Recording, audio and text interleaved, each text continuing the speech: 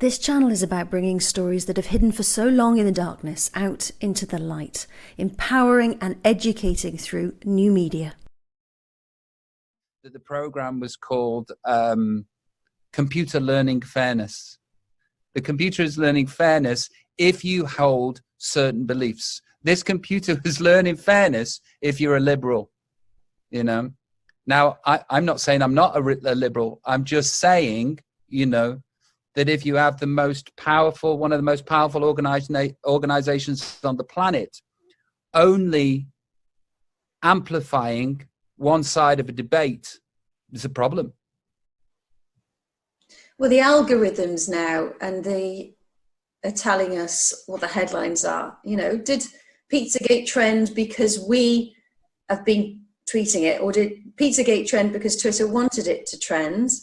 And why are they allowing things like Out of Shadows to be watched by 14 million people on YouTube, and for all of this information to get out? But then, you know, people, doctors and professionals with a voice and concerns about coronavirus are being removed. And that makes me and other people very suspicious. And I just feel like we are, you know, the analogy of a frog in a pot of cold water, and the temperature is going up. And you're right, it's happening at speed within 24 hours. I think that everybody has absolute right to be suspicious. I think, and I am too. But rushing to our own conclusion in our own echo chamber is very, very dangerous. You know, if I was going to lump some money on what I thought was going on, I'd put a hefty amount on the conspiratorial side. But what I am saying is there is a pause for poise. And before we go rushing with the pitchforks in the village, we've got to have ironclad understanding and evidence. And we are now the people, you are the people, we are the journalists, those people out there. You know, the conversation now is so advanced that what is coming cannot be stopped. Well, listen, how long have we got, Robbie? This is really important, okay? Somebody challenged me about that statement I made in November. I said, when a world with no trust and truth in the media or the government, and there is a global pandemic or some kind of bird flu, and we're asked to take a vaccine, the public won't take it because of the rise up of alternative media and YouTube. So we've got Dr. Rashid Buttar. He's an anti-vaxxer. And someone said to me, why are you sharing anything to do with the anti-vaxxers? So when you come to take the vaccine, right? If you don't take the vaccine, you could be at risk. We don't know what's going to happen with coronavirus. There may be another virus in a couple of years. Yeah, we're in the situation now. Let's look forward to maybe 5 years. What if there was another one? And we're not trusting the government or the media to tell us what's safe. So some people will take the vaccine and some people won't. So you've got Dr. Rashid Buttar. I get people emailing me these things every single day saying that it's very, very dangerous. Don't take the vaccine. And then I've got somebody else contacting me yesterday. I spoke with a friend yesterday who was a very senior virologist in the UK. I can't reveal who he is, as he said he would probably lose his funding if he went public now. He says unequivocally the virus is low risk to the general population, 0.1% mortality rate, that herd immunity was the right strategy with the vulnerable protected. He said the government were pressured to abandon this approach, even though early sage advice was to do just that. He said that a safe vaccine will take years and he would never take it anyway unless properly tested. I hope he will come and talk to me. I really do. But we have to make that decision soon, yeah, about a vaccine. Yeah, we do, you know, and health passports and contact tracing apps. And my old colleagues in BBC and ITV, they're not doing interviews with people like Professor Mark Ryan, who said we're going to have to download a contact tracing app to get into a supermarket, to go to work. And then we're giving data away that we may, at speed, that there hasn't been a proper discussion about, we haven't voted on. And they're in the hands of private companies like Google and Facebook. And we've seen what happened with Cambridge Analytica, more possibility for manipulation. We haven't got long, Robbie, and I want you to realise you do have influence. And what you say here, you know, you say you put your money on the conspiratorial aspect. Here's the thing, though, you know, it's a very big jump to lump your family's future health on secondhand information. I'm not saying that what you've just read out isn't true. I have to plead the fifth and go with like the dumb reasoning of a henpecked husband. I'll do whatever my wife wants to do. And that's the truth. You know, that when it comes to it, I'll have my suspicions and I will have my worry and I will have my fear, just like I have every time we've taken the kids down to the doctors for their injections, you know. But because I know some secondhand information on a forum somewhere in the deepest, darkest recesses of the internet, does that mean that I don't then give my kids those vaccinations? I don't know. I'll leave it to my wife. I might give her some information. Is your wife watching YouTube? So if I do get this individual, and Dr. Rashid Buttar and Professor Dolores Cahill and Dr. Erickson, would you listen to them? But I think now more than ever, I think now would be the time to make this information known to my wife, and then she can come up with her own thoughts and feelings about it. And she's more rational than me. And I will have my input. But who knows? You know, it's incredibly scary for people. It's incredibly scary for people with information that may be true, that may be correct. It's a terrifying time. And I understand why people would stick their heels in and reject it. I totally get that too. But for the time being, we are dealing with secondhand information. So what do you do? Are you more conspiratorial than others because of your background? And I shared an article with you about how apparently you're more likely to be a narcissist if you're a conspiracy theorist, and it's linked to kind of, if you've been let down in the past as a child, you may have trust issues, so you are less likely to believe the official narrative coming from the government. Are you more likely to be going down a rabbit hole, as it were, because you've had some kind of trust issues with authority? Do you think that that's linked? No, I can't say that it is. And I can't say that I'm not a narcissist either. You know, I might be. I'm a very nice narcissist. But I think that the reason that I am trying to piece together is because something innately in my soul and in my very being says that this reality that we are currently living in and being shown is false.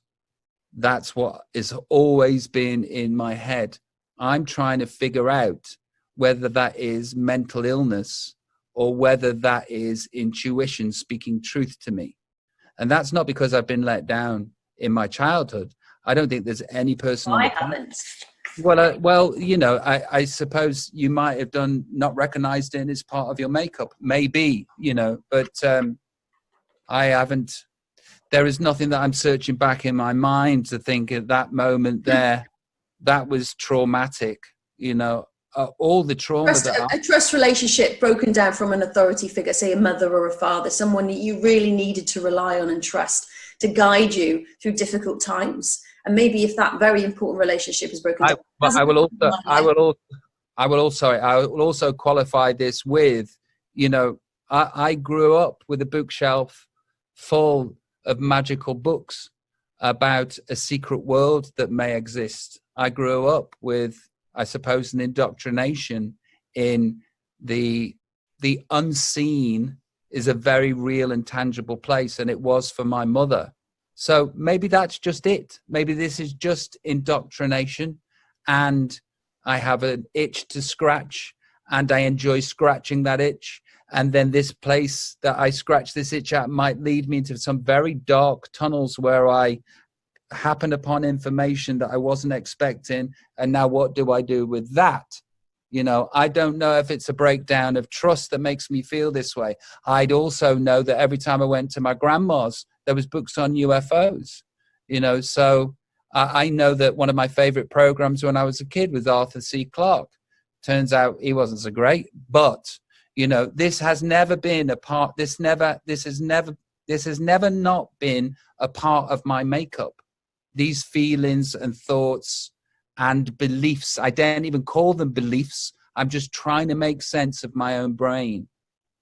And people will be so comforted to hear that, because I think they feel exactly the same. And it's having the courage to have these conversations. And, you know, I have no problem with facing stories like Pizzagate or QAnon. And it's the fact that journalists or influencers haven't been talking about it that has caused it to grow, I think.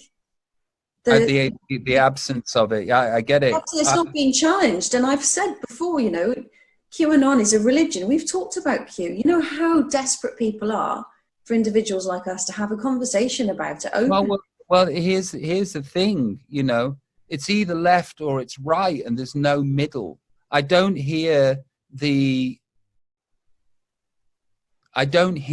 voice that is going down the middle trying to make sense of it all and being open to it, because you're either on the left-hand side pointing at people like us going, these tinfoil hat idiots, or you're on the right-hand side pointing at them going, you're not awake.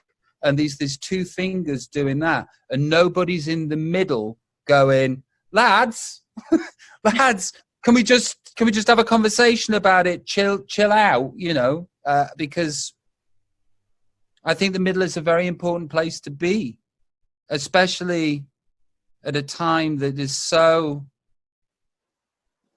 There's a fire going all the way around the world. It feels like the world is burning. It feels like civilization is coming to an end. It feels like everything is crumbling. And in times like this, the overriding feeling for people is going to be fear. And how you react in fear is not the best version of yourself. People are fearful because they're being given this information that is so inflammatory that they're incensed that it needs to stop. I understand why people are so incensed about the information that they've been given, because if this is true, give me fucking Uzi. I'm going, I'm in, you know. But also at the same time, you know, that inflammation and the anger that this information is causing is detrimental to everybody. You know, people seem to think, a lot of people are on LinkedIn and they'll message me and say, I really support you, Anna. And their full profession's available for me to see there, but they've got a different name on Twitter. But I know, you know, solicitors, business people, teachers that are on board, but they are too scared at the moment. And I think that is changing, to talk about this, to be in the middle, just to talk about it. You know, if QAnon, for example, I mean, I believe it is linked to Trump. You know, I was talking to you about this last night. You know, the Q drops happen, and then Trump will say something like tippity top. And, and I think it could be very, very clearly directly linked to Trump, but there are no journalists challenging it. So it's growing and growing, you know, as a potential unchecked propaganda vehicle for Trump. And people see Trump as a god. Well, don't worry about it. They have so much hope, like you say, a religion. Don't worry about it, because Trump's coming to save the day. He's going to rescue all these children. And then it takes away your personal responsibility. You look at Trump, look at his history, look at his pre-digital past, digital soldiers. Was he always for the people? Was he a selfless, wonderful individual? I don't know. But there's not enough conversation around it. People are too scared of the shame. I'm not scared to take these subjects on, and neither are you, Robbie, and that is so refreshing. And it is so unbelievably, desperately needed right now. Well, I'll tell you what I do think is that the reaction to Trump becoming president was so extreme and so vitriolic that it did make me question my own belief in who this man is and what he represents. You know, if somebody is being attacked so viciously on a day-to-day basis, it does give you pause for poise and go, why is that? Why is this such extreme emotion pouring out to this one person? Now, I could have my opinion that is steadfast and go, no, he is this and he is that. And in popular speak, in group speak, you're supposed to have that opinion. You know, I don't know. When everybody's shouting at somebody so much, I'm having to look behind them all going, what's driving this? What's driving this force, this ferocity? What is driving this energy that is so, it just needs one match on it and it all goes up. And that may have happened last week, and it may be happening as we speak. The match might have been lit. Maybe too late. It may be too late. I mean, I had a chat with a woman called Dr. Liz Davis. She's a senior social worker and academic based in London Met University. And she's told me during her career as a social worker, she had to deal with the murder of children, and it was covered up. She claims it was covered up by senior police officers all the way through. And yeah, I've heard that too, you know. And I think that, unfortunately, this aspect of certain people's base nature does horrifyingly exist, you know. Do I think the whole of the music industry and the whole of Hollywood are protecting these people? No, I don't. Do I think that the same amount of pedophiles exist in most lines of work? Yeah, I do. Probably the same amount in different places, you know. Do I think there's a satanic element to this? Yeah, I do. You know, I can't believe that, but I feel as though I have a knowing. That being said, I will go back to what I've been harking on about. It doesn't mean that we can add 2 and 2 together and get 666 every time. There needs to be fact. There needs to be that whistleblower that leads to that whistleblower. And it's happening. The conversation now cannot be stopped because of this instrument that we're talking into. You know, we are progressing. We are progressing at a speed that's never been reached before. And it's daily, you know, and it's, if it wasn't the CEO of a big company and you say, we've got, you go onto the TV now and you do an interview and you know you're lying. There's something in your company you know you're having to cover up. That whistleblower, you're right, has got a mobile phone, it's got this. So you can't lie anymore, can you? No, but let's just say for a moment there is the powers that be that are incredibly clever, always have been and always will be. How do you know that the powers that be aren't in control of your particular brand of truth? How do you know that they're not controlling your narrative? How do you know that they're not controlling your mind? You know, that's an interesting aspect for me too. And also the closing down of the conversation. The closing down of the conversation will be the new way. Well, it's not even new, you know. But then you do have Out of the Shadows popping up. What is all of that about? I don't know. I'm just thinking off the top of my head. I agree with you. My thinking is, how is Out the Shadows and some horrific stuff, isn't there, that on the internet? How's that allowed to go on new media? I call it new media, Google and Facebook. Yet other information is suppressed, especially in relation to the vaccine. So you think, well, and we're all vulnerable at the moment, aren't we? We're all, like you say, anxiety. When you're in a state of anxiety, you're more likely to your guards down, and you're more likely to be confused.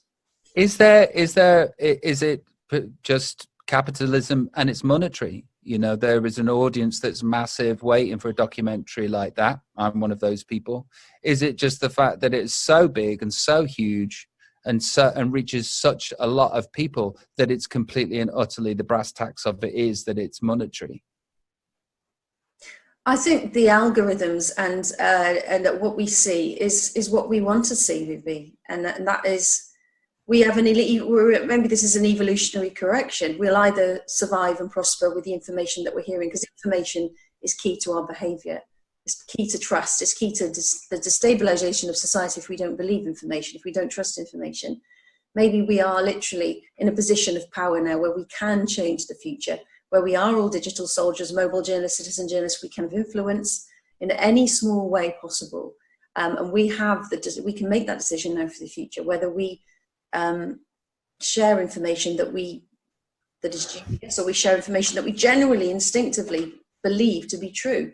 But I'm seeing a rapid change in it, and I know it's really late there, Robbie, and I'll wrap the interview up soon. I'll just say this, if I do have intuition, and if I do have a knowing within me, we are going in the right direction, is how it feels. I think there'll be more pain to come.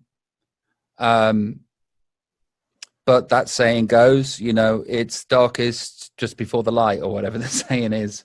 I do think we're going in the right direction, and truth is springing up in whatever shape it is all over the frigging place right now. And it's never come out as quickly as right now. I think we're going in the right direction. It's just taking its sweet time, but it always has taken its sweet time. You say you don't want to lead this or die on that hill, but you're speaking a sense to people, and that's but I know, and they will follow you and they will listen to you now, Robbie. If they hear this, they will. But I don't want to. I just want to sing my songs. I want to sing my songs and get on stage and entertain people. At some point, I may or may not do something when I have enough fact behind me and I have the safety of concrete knowledge. Up until then, I just want to sing my songs, and then every now and again pop in and have a conversation with somebody like you that has a like mind, and hopefully that I can learn something from. But up until then, I'll be putting out a Daft Pop album and doing some Daft videos and doing some Daft interviews on Graham Norton. Well, honestly, I don't know what to say. I think this has been an incredibly interesting conversation. That people they'll get to the end. They'll watch to the end of this, and they'll listen to every single word you say, and they'll lap it up. Like you say, in 24 hours, it's changing. 24 hours is a different truth. And I'd love to speak to you again. And I can't thank you enough for sharing your insight and wisdom during this incredibly, what kind of time are we all living in now? Post-truth? I don't know. During this time. Yeah, I mean, everybody thinks that they're waking now. A lot of people are choosing to believe that they are woke. I would challenge a lot of people's beliefs and just saying that you're moving into another room in the dream palace. Let's just have discernment, and let's meet in the middle, and let's chat, and let's try not be inflamed with this information that we've been given. Let's try to be kinder and wiser and more loving. And I fall short with all of those things, but I think it's a nice thing to work towards. And life is progress, not perfection. And I'm progressing quite well at the minute. So, yeah. You've shown yourself to have a big, kind and open mind. You can call it compassion, empathy, courage, and people really will connect to that. I was going to call it a difficult time, but like you said, is it a difficult time? It's an awakening. It is going to be difficult, but it's necessary, I think. Yeah, it's an awakening of sorts. I'm here for it. And I'm going to carry on watching from the sidelines for the time being, and taking great interest with absolutely every tweet, with absolutely every YouTube video, with absolutely every bit of information that I can get my hands on. And, a pattern is forming. I'm just trying to make sense of it all. Good luck to you. And me, I'm trying to make sense of it too. You take care. I hope to speak Goodbye. to you again. You're welcome anytime. Okay, thank you, Donnan, and care, sweetheart. thank you for being so kind to me. Thank you for being kind to me.